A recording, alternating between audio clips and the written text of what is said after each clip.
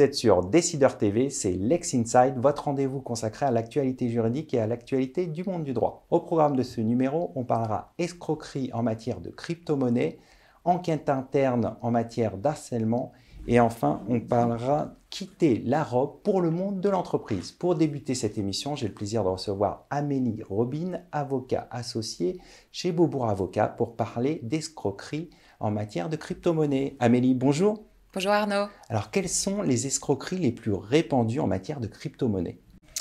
Alors, nous, dans les retours que nous avons de nos clients, effectivement, on peut dégager 4 grandes tendances d'escroquerie, d'arnaque. Tout d'abord, effectivement, il y a tout ce qui concerne les plateformes d'achat et de vente, les fausses plateformes. On voit bien qu'à travers les réseaux sociaux, il y a effectivement ces liens qui permettent le hameçonnage, qui sont effectivement extrêmement alléchants. Les gens investissent et puis effectivement, les plateformes en fait n'existent pas. Le second type classique d'arnaque que l'on rencontre, ce sont les plateformes de conservation des fonds qui disparaissent avec les fonds de leurs clients. Il y a également, on a assisté à une grosse affaire très récemment avec l'affaire Next, où on voit bien qu'effectivement donc avec dans les ICO aussi, donc les appels, les levées de fonds en crypto-monnaie, il faut être très vigilant aux sociétés qui proposent ce type de levée parce que effectivement il y a des sociétés extrêmement sérieuses et puis il y a des grosses arnaques. Et puis également, on a tout ce qui concerne les demandes de règlement de fonds pour pouvoir justement récupérer ses propres fonds. Également, donc sur les plateformes en fait de conservation d'actifs. Donc voilà, on navigue dans un monde qui est extrêmement alléchant, avec une très forte profitabilité. Et donc quand tout va bien, tout va très bien, et on peut effectivement faire des bénéfices extrêmement alléchants. L'appât du gain. Et voilà, mais effectivement en contrepartie, naturellement, il y a toute une série d'arnaques qui se développent. Quelle doit être l'attitude des victimes de ces arnaques ? Alors, quand effectivement on est soi-même victime, il faut déposer plainte auprès de la police ou de la gendarmerie et naturellement essayer de rassembler le maximum d'éléments. Donc déjà arriver avec un espèce de petit dossier préconstitué avec retraçant les montants investis, les échanges qui ont pu avoir lieu avec les plateformes. Et même si c'est pas toujours facile, puisque l'information communiquée par les plateformes n'est pas toujours facile à récupérer. Quelles sont les sanctions encourues par les auteurs de ces arnaques ? Alors ça, c'est la grosse problématique, parce qu'effectivement, il n'y a pas de disposition spécifique aux arnaques en crypto-monnaie dans le code pénal. Donc, ce qu'il est possible de faire, c'est qu'on essaye de rattacher la catégorie de l'arnaque à des catégories d'infractions existantes. Alors, on pense naturellement à l'escroquerie, au vol, à l'extraction illicite de données. Qui sont les 3 catégories principales d'infractions qui peuvent être mises en œuvre mobilisées le plus facilement. Et puis évidemment, il y a tout ce qui est ensuite les infractions de faux, usage de faux, qui généralement sont associées à ces arnaques. En général, quelles sont les issues aux demandes des victimes ? Est-ce qu'elles obtiennent souvent justement des dommages-intérêts ou elles arrivent à condamner les auteurs des arnaques ? Alors en pratique, c'est extrêmement difficile. C'est la problématique. C'est qu'effectivement... D'une part, effectivement, on peut déposer des plaintes pénales. Il faut voir ensuite si le procureur va décider de poursuivre l'auteur de l'infraction, qui généralement est à l'étranger. En plus, on parle de blockchain, l'infraction de la blockchain. Donc, l'information, quand bien même elle est inscrite dans la blockchain et les transferts sont inscrits tout au long de la blockchain, il n'empêche que, effectivement, c'est quand même très compliqué de pouvoir retrouver les auteurs. Ça mobilise aussi des équipes assez spécialisées, extrêmement techniques, avec des outils de recherche assez pointus en termes d'investigation, de la part aussi des autorités de police et de gendarmerie, le cas échéant, ce qui n'est pas toujours le cas aujourd'hui. Et donc voilà, donc on voit aussi, ce qu'on a constaté, c'est qu'il y avait quand même beaucoup de plaintes qui avaient été classées sans suite, par manque de moyens, j'ai envie de dire. Et par la complexité des cas. Je crois toutefois qu'effectivement, c'est comme ça, c'est vraiment un réel sujet. Les autorités se mobilisent aujourd'hui, il y a des cellules qui se constituent. Les peines au terme des infractions, donc d'escroquerie, de vol, d'usage de faux et usage de faux, sont des peines d'amende financière et des peines d'emprisonnement également. Nous, ce qu'on a imaginé au cabinet aujourd'hui, c'est de prendre ces dossiers-là de manière un tout petit peu différente et d'essayer d'engager nos clients en fait sur la voie civile, où on propose aujourd'hui des procédures devant le juge de l'exécution, le GEX, et on est en train de mettre un partenariat en place avec une société spécialisée dans le fait de retracer l'historique des transferts de fonds sur la blockchain. Quel est l'avantage de cette action ? L'avantage, c'est qu'elles sont beaucoup plus rapides et qu'on puisse, de manière beaucoup plus facile, obtenir en tout cas le gel des fonds sur les plateformes, puisqu'on arrive à savoir où se trouvent les fonds. Et donc, on a une décision extrêmement rapide, effectivement, de gel des fonds sur la plateforme. Et ensuite, en intentant une procédure au fond, ça nous permet effectivement de récupérer les sommes et de passer en fait par les plateformes, les exchanges en fait. On va conclure là-dessus. Merci Amélie d'être passée sur notre plateau. Merci à vous. Bonne journée.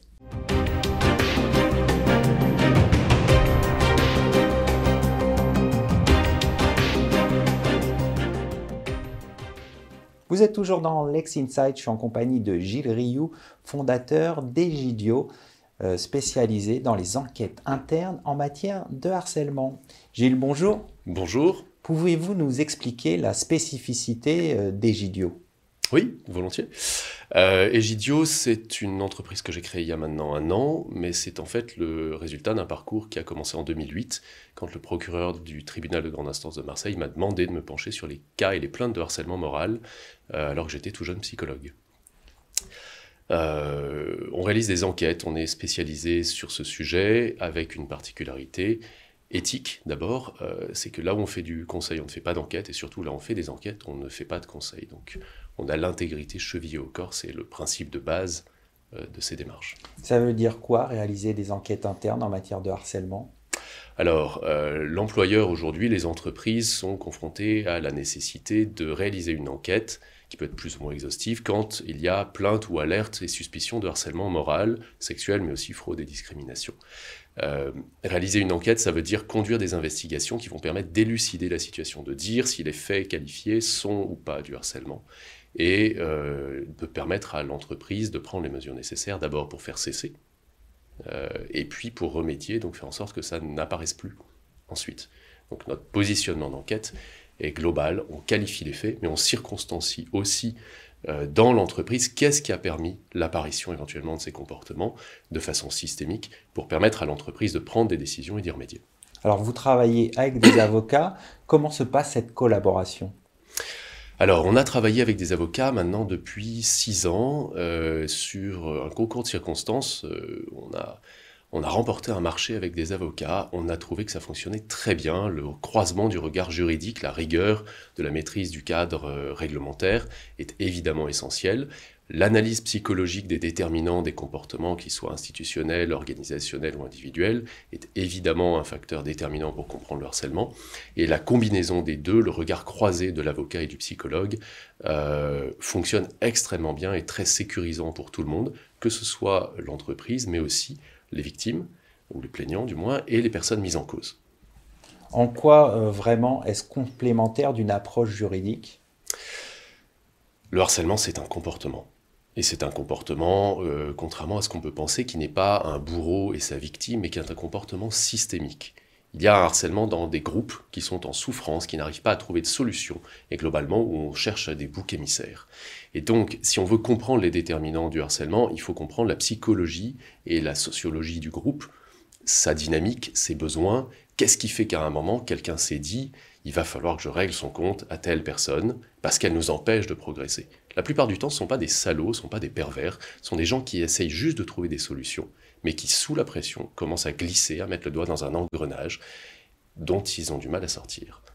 Donc on est bien là pour qualifier les faits, pour préciser qui a fait quoi, éventuellement qu'il y ait des sanctions, parce qu'elles ont une valeur pédagogique, et puis réparatrice pour la victime.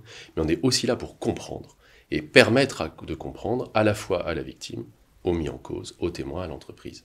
Donner du sens en fait à des comportements qui, en apparence, sont complètement hors normes.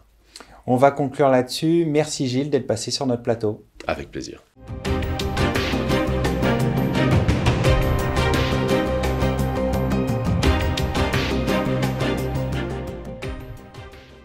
Vous êtes toujours dans Lex Inside. Je reçois Alexandra de Saint-Phal, directrice associée chez Avenir Dirigeants, pour parler du phénomène quitter la robe pour le monde de l'entreprise. Et oui, c'est beaucoup d'avocats quittent la robe pour devenir directeur juridique ou juriste d'entreprise. On en parle tout de suite avec Alexandra de Saint-Phal. Bonjour.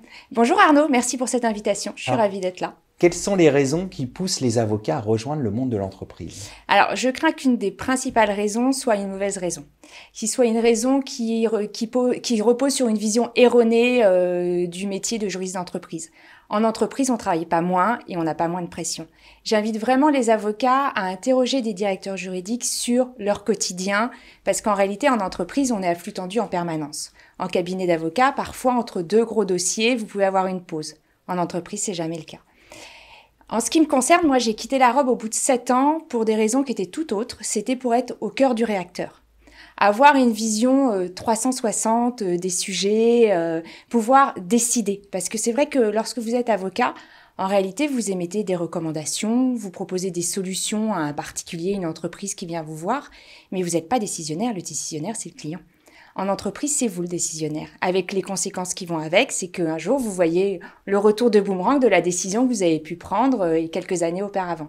Donc vraiment, c'était ça. C'était être au cœur du business, être au cœur du réacteur, pouvoir décider et avoir envie d'avoir cette vision globale d'une entreprise et de ses sujets. Est-ce que le regard de l'avocat, quand il se trouve dans l'entreprise, le regard qu'il porte sur le droit, est-ce qu'il change ? Oui, obligatoirement, parce qu'en réalité, lorsque vous êtes avocat, on attend de vous que vous soyez le technicien, l'expert en droit dans votre domaine. En entreprise, ça peut paraître bizarre, mais on n'attend pas un expert en droit. On attend d'un juriste en entreprise, d'un directeur juridique qui soit connecté au business.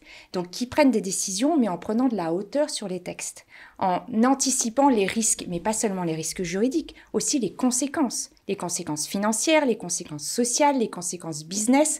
Donc, obligatoirement, vous êtes obligé de sortir de votre bulle, qui est un peu cette bulle de l'expert de votre domaine d'intervention. La zone de confort. La zone de confort, pour avoir une vision. En fait, il faut avoir des réflexes dans tous les domaines du droit. Vous pouvez pas faire autrement en entreprise. Donc, obligatoirement, votre vision, elle change. Vous êtes plus, cantonné à une expertise. Vous êtes plus l'expert de votre domaine. Vous êtes au service des opérationnels et du business. Une entreprise, avant tout, c'est faire du business.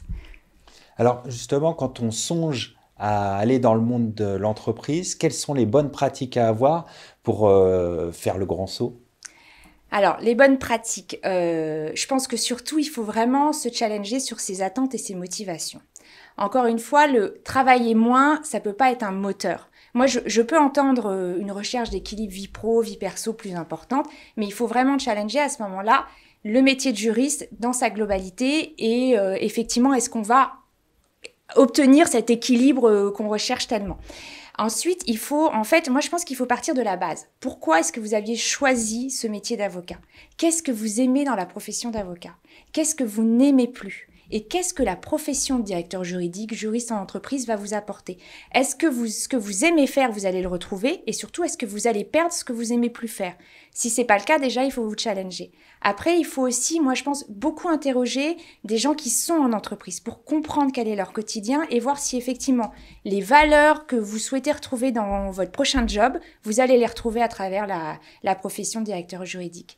Et enfin, surtout, moi, je pense qu'une fois que la décision est prise, si vraiment on est motivé et qu'on est certain de sa motivation pour rejoindre le monde de l'entreprise, il faut challenger le positionnement de la direction juridique de l'entreprise que vous allez rejoindre. Parce que vraiment, la satisfaction que vous allez avoir en retour si vous êtes au cœur du réacteur ne sera pas la même que si vous êtes dans une entreprise pour laquelle le service juridique, malheureusement, est encore perçu comme un centre de coûts et donc n'est pas sollicité en amont des décisions. Voilà. Alexandra, merci d'être passée sur notre plateau. Merci à vous, bonne journée. Merci à toutes et à tous pour votre fidélité et à bientôt sur Décideur TV pour un nouveau numéro de Lex Inside.